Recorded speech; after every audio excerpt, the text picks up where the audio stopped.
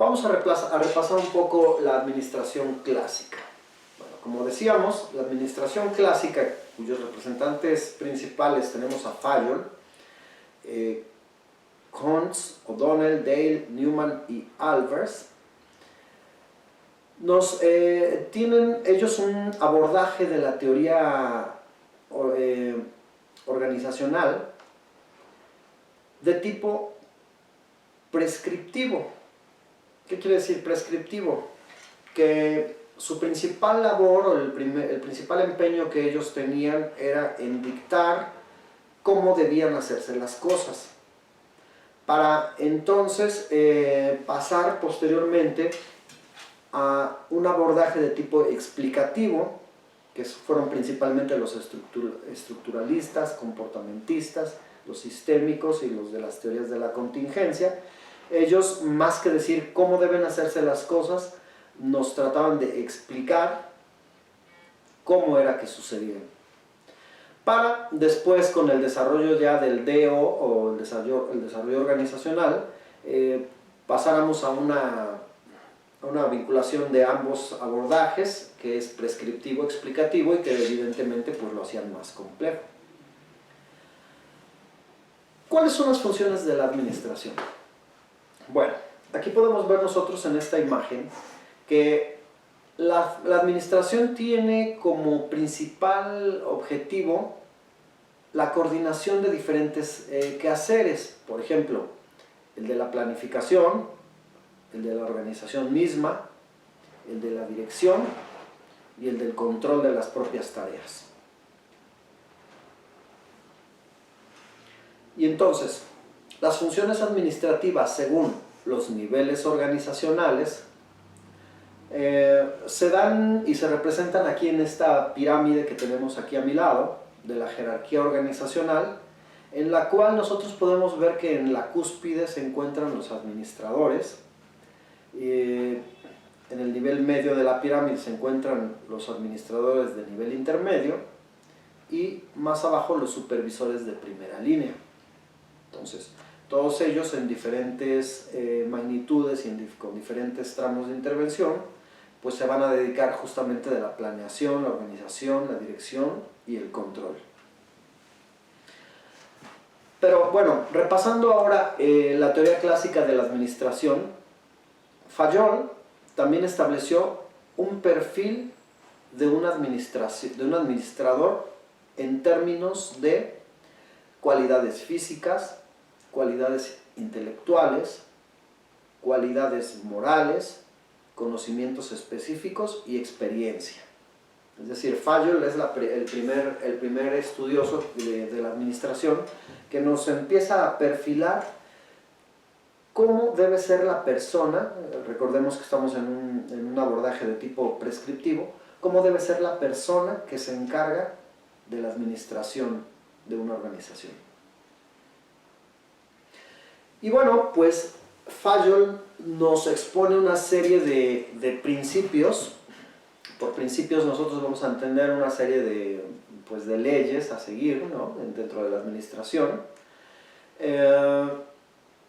como son la división del trabajo, que ya con Taylor se había venido desarrollando, la autoridad, responsabilidad, es decir, que es la primera vez que se empieza a hablar de que quien tiene la autoridad también es responsable de las cosas que sucedan.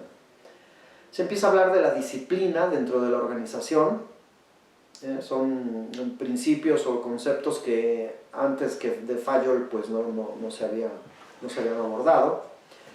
Se empieza también a hablar de la unidad de mando, lo cual nos dice Fayol, toda organización debe estar a cargo de un solo hombre, porque si empieza a haber varias personas que dan órdenes o que comparten la autoridad, la organización empieza a tambalearse, ¿no?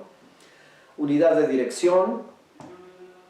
También nos hablan de la subordinación del interés personal al de la empresa, lo cual quiere decir que se empieza ya a pensar la empresa como un organismo del cual todos van a empezar abonar para su funcionamiento más allá de sus intereses personales.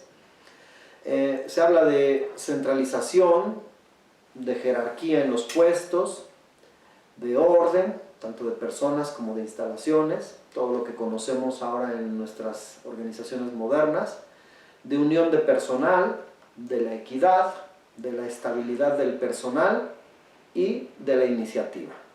Entonces, como ustedes pueden aquí observar, Fayol pues nos comienza a dar ya luces acerca de lo que es la administración ya con tintes científicos, ¿no? Y que es justamente una de las personas que más han influido en la forma en que las personas nos organizamos y administramos las empresas, o en nuestro caso las escuelas, hoy en día. Bueno, pasamos ahora a las teorías generales de la administración. ¿Cuáles son los aportes? Y tenemos a dos expositores de los muchos que hubo y que ya hemos nombrado. Está Fayol y Maximilian Weber. Ellos piensan que conciben a la organización como un todo y desarrollaron teorías generales de lo que hacen los gerentes y lo que constituye una buena práctica administrativa. De esta forma, Weber nos expone en su famosa teoría burocrática que es justamente la burocracia la que nos va a garantizar a todos nosotros que una empresa o que una organización funcione y alcance los objetivos que se esperan. Posiblemente nosotros en este momento, al escuchar la palabra burocracia y sobre todo pues aludiendo a los referentes más cercanos que tenemos, pues diríamos que la burocracia no es la solución de los problemas que tienen las empresas. Pero bueno, vamos a distinguir de una burocracia como la concibe Weber, que es una burocracia configurada para que funcione bien, y vamos en este momento a dejar un poquito de lado lo que es la burocracia en nuestra experiencia más cercana, ¿no? Que no da muchas señas de funcionalidad, pero pues por otros tipos de factores, ¿no? Bueno, los aportes principales de Weber son, en primer lugar, que nos distingue tres tipos de autoridad. La sociedad tradicional, que es justamente esa autoridad que se hereda, por ejemplo, en las iglesias, la religión, la familia, los señores feudales, la servidumbre que se daba en aquel entonces, pues era una autoridad de tipo tradicional que estaba dada por la herencia, por la sangre, por la creencia de que pues se heredaba en línea directa porque son parientes de Dios y en fin. También la sociedad carismática, que es aquella que posee una autoridad carismática y que, por ejemplo, un grupo de gente sigue a una persona por sus habilidades y sus características propias de un líder, ¿no? Para llegar a una sociedad legal, y que es justamente lo que configura la burocracia. Por eso es que para Weber es tan importante que lleguemos a ese estadio, ¿no?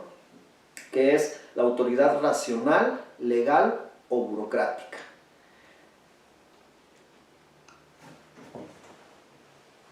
Ahora, identifica tres factores principales que favorecen el desarrollo de la burocracia moderna. Uno de los tres factores que Weber identifica son principalmente el desarrollo de una economía monetarista, es decir, los inicios del capitalismo. También el crecimiento cuantitativo y cualitativo de las tareas administrativas del Estado moderno y la superioridad técnica del tipo burocrático de administración.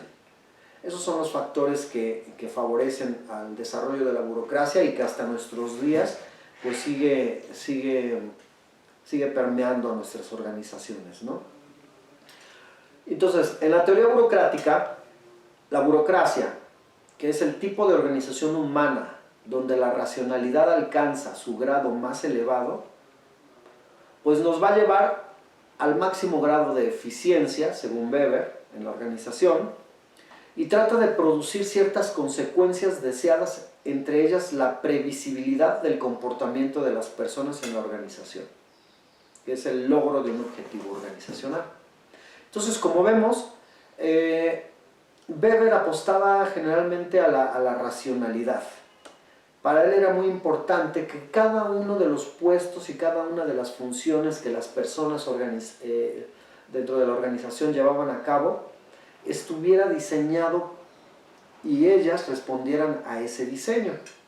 Es decir, para Weber no cualquier persona podía haber ocupado el cargo de directivo, ni de supervisor o de cualquier otro segmento de la organización. Bueno, de esta manera las características principales de la burocracia es que es la organización eficiente por naturaleza. Por ejemplo, la burocracia moderna tiene reglamentos establecidos por escrito. No hay nada nuevo, no hay nada fuera de lo previsto. Lo que debe hacer cada persona ya está escrito. De ahí, bueno, que si nosotros nos ponemos a pensar que la persona no hace lo que el reglamento dice, pues sabemos que la burocracia de esta manera no funciona. Existe una línea de comunicaciones de tipo formal, tanto ascendente como descendente, en la cual pues se tiene que dejar de lado la comunicación de tipo informal, y una división sistemática del trabajo. Asimismo, la impersonalidad de las relaciones, es decir, si hay una relación con el jefe inmediato, pues es del subordinado con el jefe, no de Juan con Pedro, y una jerarquía de autoridad. Si ustedes analizan estas características de la burocracia, no es de extrañarnos a nosotros que muchos de los críticos de Max Weber, pues justamente tomen como talón de Aquiles esto, que es el hecho de que Max Weber no tomó en cuenta los tipos de organización informales que ahora nosotros sabemos que se dan sí o sí dentro de las organizaciones. Es decir, nosotros que trabajamos dentro de una escuela sabemos que tenemos una ley general de educación, tenemos normas, tenemos reglamentos, tenemos manuales de comportamiento, pero dentro de las escuelas suceden, así como análogo a lo que es el currículum oculto cuando estamos dando una clase, son cosas que suceden y que no están, que están presentándose de manera informal. Weber no tomó en cuenta esto y es una de las principales críticas que se le hacen. También dentro de las características, aquí en el punto 6, vemos que existen procedimientos ya estandarizados, es decir, no tienes que salirte del script, ya está, porque justamente al tener una base racional, ya todo está muy bien pensado y así tiene que suceder. Hay una competencia técnica y meritocrática, es decir, la gente que trabaja en las organizaciones burocráticas, según Weber, pues podían alcanzar los ascensos mediante el desarrollo de técnicas, principalmente, ¿no? Y hay especialización de los administradores. Digo, fuimos más allá de lo que es la división del trabajo que Taylor nos planteaba años antes, para llegar a lo que es que cada uno de los miembros de la organización sea profesional en su ramo y una completa previsión del funcionamiento. Es decir, todo lo que la organización hace y los resultados que se pretenden alcanzar, pues ya son previsualizados por el propio administrador. Bueno, por último vamos nosotros a platicar un poco acerca de lo que es la teoría de la contingencia. Como ven, no podemos abordar absolutamente todas las teorías porque son bastante absorbentes, pero bueno, tenemos la oportunidad de mencionar las principales, ¿no? Al menos las que tuvieron mayor impacto en las organizaciones en las cuales nosotros vivimos actualmente y pertenecemos. La teoría de la contingencia, en primer lugar, enfatiza que no se alcanza la eficacia organizacional siguiendo un único y exclusivo modelo organizacional. Vean cómo aquí ya hay un giro, ¿no? Entonces, no hay una sola... no hay un solo modelo organizacional que sirva para todas las empresas. Y lo vemos nosotros, por ejemplo, ahora mismo en nuestras escuelas, cuando planteamos, por ejemplo, el diseño de las rutas de mejora o modelos que nosotros los directores podemos ir diseñando para la organización, son cosas que aplican para una escuela y quizás para la otra no. Entonces, vemos que la teoría de la contingencia nos brinda esto. Segundo lugar, no existe una forma única y mejor para organizar en el sentido de alcanzar los objetivos variados de las organizaciones dentro de un ambiente variado. Entonces, sabemos que incluso dentro de una misma escuela, las cosas que nos funcionan hoy, quizás mañana o el próximo año, no nos funcionan de la misma manera. Y en tercer lugar, por último, la teoría de la contingencia nos dice que la estructura de la organización y su funcionamiento son dependientes de su interacción con el ambiente externo. Ya entonces caemos a la cuenta de que justamente los teóricos de la contingencia pues hacían esa dura crítica a Weber, ¿no? Que aunque aportó muchas cosas valiosas, había dejado algunas cosas de fuera, como es el hecho de que las organizaciones sí o sí siempre funcionan e interactúan con los factores externos. Muy bien, entonces la teoría de la contingencia, que forma parte de la teoría de sistemas, como habíamos dicho en las primeras diapositivas, tratan de la administración científica, la teoría clásica, la teoría de las relaciones humanas, la teoría de la burocracia, la teoría estructural, la neoclásica, la del comportamiento, la teoría matemática y la teoría de sistemas. La teoría de la contingencia aglutina muchos de los aspectos de todas estas enfoques y estos abordajes que se han dado a lo largo de la historia. Y bueno, pues dentro de los principales representantes de la teoría situacional de la contingencia, pues tenemos a Chandler, a Fielder, a Robert House, a Paul Lawrence, a Jerry Lorch, a Starkey Tom Brown. Y bueno, pues en resumen, esta es solamente una de las invitaciones que hago para que podamos nosotros ir repasando ya de manera particular, cada quien en su casa, pues algunos de los principales representantes, ¿no? Que por el mismo programa que nosotros estamos llevando, pues en esta ocasión no vamos a poder verlos a profundidad, pero que bueno, sientan las bases de la teoría administrativa moderna y que es justamente la que nosotros estamos estudiando. Pues bien, estudiantes, esta ha sido la segunda sesión.